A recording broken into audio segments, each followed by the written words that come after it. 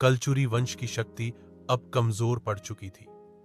मालवा की धरती पर सत्ता का संतुलन डगमगा रहा था और इसी उथल पुथल के बीच इतिहास ने एक नए वंश को जन्म दिया जो था परमार वंश।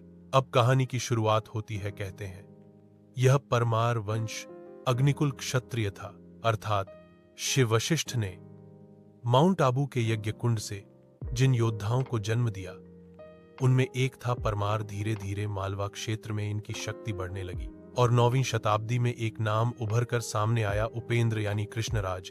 यहीं से परमार वंश की वास्तविक स्थापना मानी जाती है। परमार वंश की राजधानी धार थी जो मध्य प्रदेश में है। परमार वंश का मुख्य क्षेत्र मालवा था। आज का मध्य प्रदेश परमारों की कर्म भूमि रहा है। धीरे धीरे समय बदला है और परमार वंश को मिला उसका सबसे महान शासक राजा भोज। राजा भोज का शासन 1010 से 1055 ईस्वी तक चला था। राजा भोज विद्वान योद्धा और लेखक थे।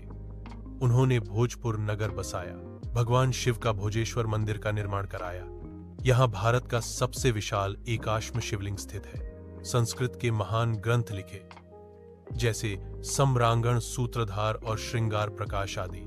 कहा जाता है राजा भोज के दरबार में विद्वानों की संख्या उतनी ही थी जितनी समुद्र में लहरें। उनके समय परमार वंश अपने शिखर पर था।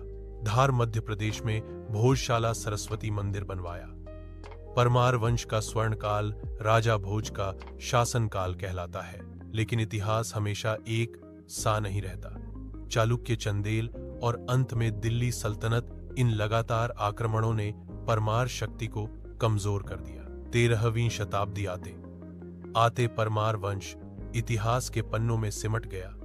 लेकिन मालवा की मिट्टी में आज भी राजा भोज की विद्या की खुशबू है। परमार वंश भले ही समाप्त हो गया, लेकिन उसका ज्ञान आज भी अमर है।